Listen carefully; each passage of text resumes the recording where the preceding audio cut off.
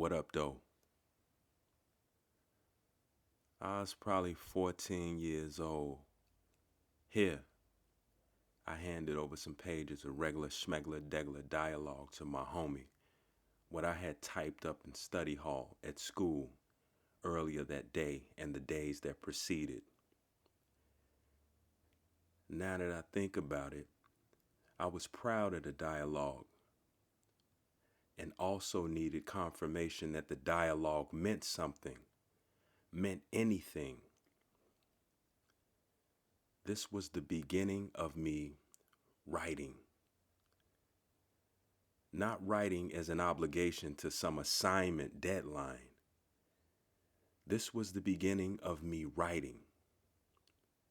Writing. So in study hall, this particular study hall in what was termed a computer lab, I used this portion of my day writing dialogue. I was speaking in the dialogue. My mind and body listened, replied, and responded. I never liked poetry, but wrote poems as a cure for emotional instability.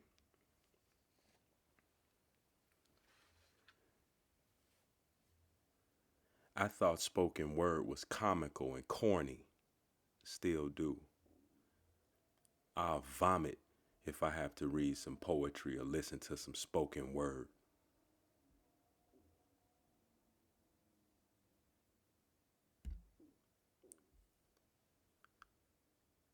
The Depth of Brooks, Inner City American Dream by White Shoes Ready. Here's the link, just in case y'all want to go check that out.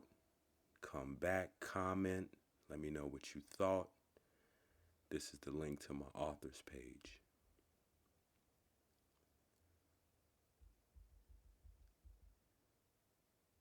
Amarindi and the Disgusting Layers of Civilization by White Shoes Ready.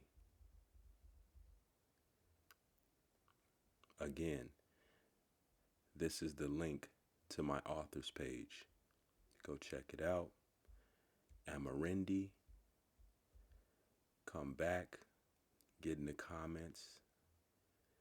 Let me know what you think. There are no good or bad comments. There are just comments. Katrina Naked, Ignorant Emotional Poems and Fleeting Quotes by White Shoes Ready. Amazon.com/author/White Shoes Ready. WHITESSOOESZREADY.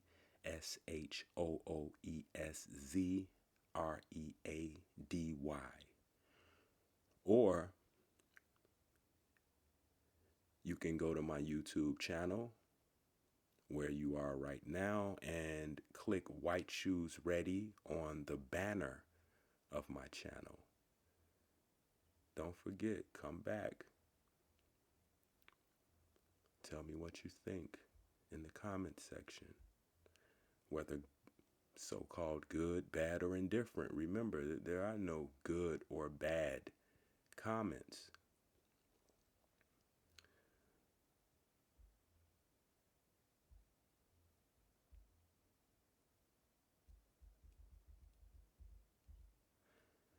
We move on to Basic English Revisited, a student handbook. Basic English Revisited, a student handbook, written and compiled by Patrick Sebranek, former English chairman, Union High School, Union Grove, Wisconsin. Vern Meyer, associate professor, Dordt College, Sioux Center, Iowa, illustrated by Chris Krinsky.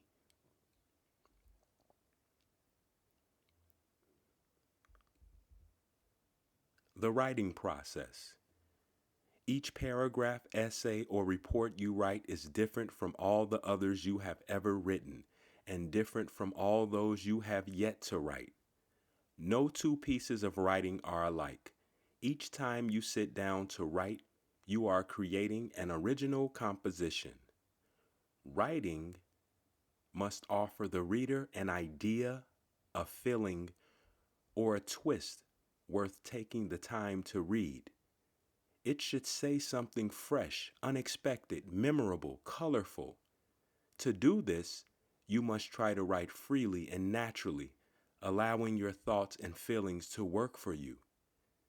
You should try to discover something which neither you nor your reader has discovered before. Writing comes easily if you have something to say.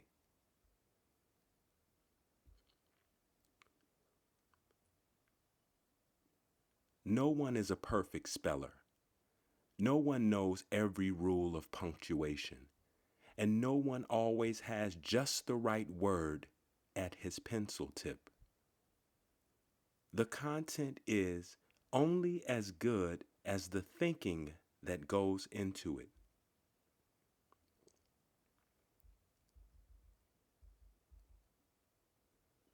Write as freely and naturally as you can.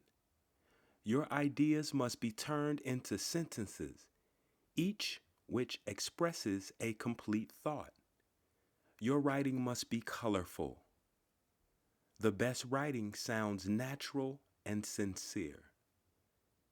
Do not go looking for a big word when a small one will do.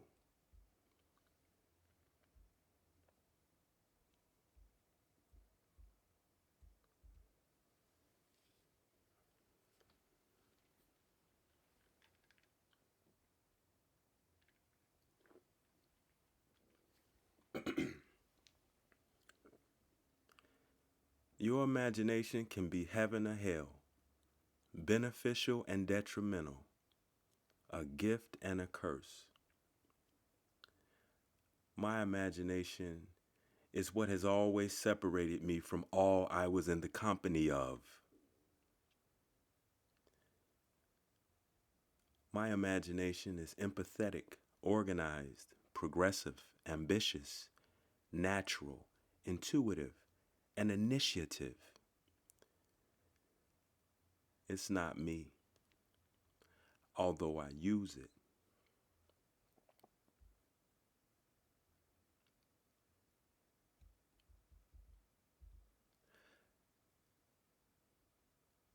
American Dictionary of the English Language, Noah Webster, 1828.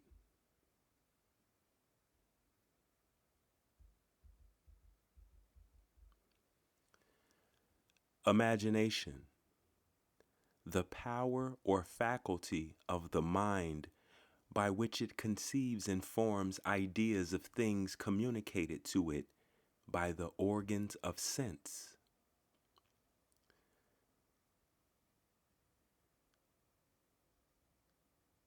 Imagination, I understand to be the representation of an individual thought. Our simple apprehension of corporeal objects, if present, is sense. If absent, is imagination, conception. Imagination, in its proper sense, signifies a lively conception of objects of sight. It is distinguished from conception as apart from a whole. The business of conception is to present us with an exact transcript of what we have felt or perceived. But we have also a power of modifying our conceptions by combining the parts of different ones so as to form new wholes of our own creation.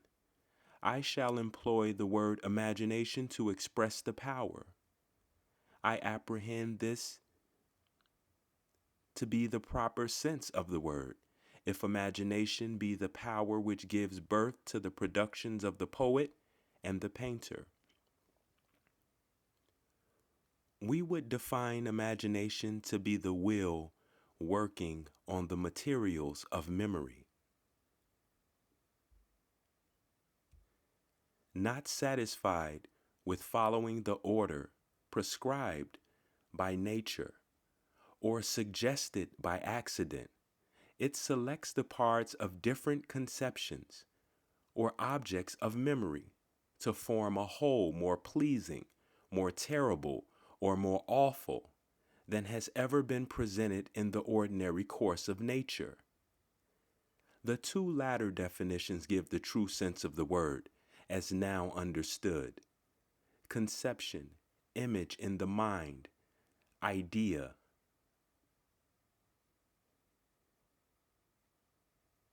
Contrivance, scheme formed in the mind, device. Conceit, an unsolid or fanciful opinion. First motion or purpose of the mind.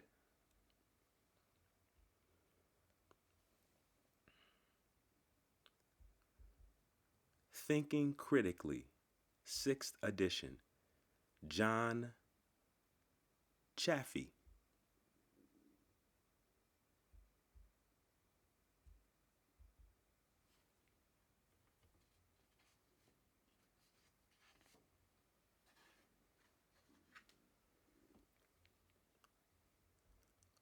One of the powerful thinking abilities you possess is the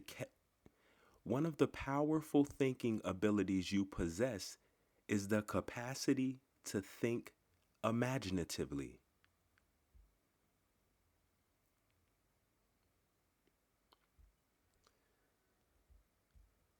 Imagine a world without language. Imagine that you have suddenly lost your ability to speak, to write, to read. Imagine that your only means of expression are grunts, shrieks, and gestures. And finally, imagine that you soon discover that everyone in the world has also lost the ability to use language. What do you think such a world would be like? As this exercise of the imagination illustrates, language forms the bedrock of your relations with others. It is the means you have to communicate your thoughts, feelings, and experiences to others, and they to you.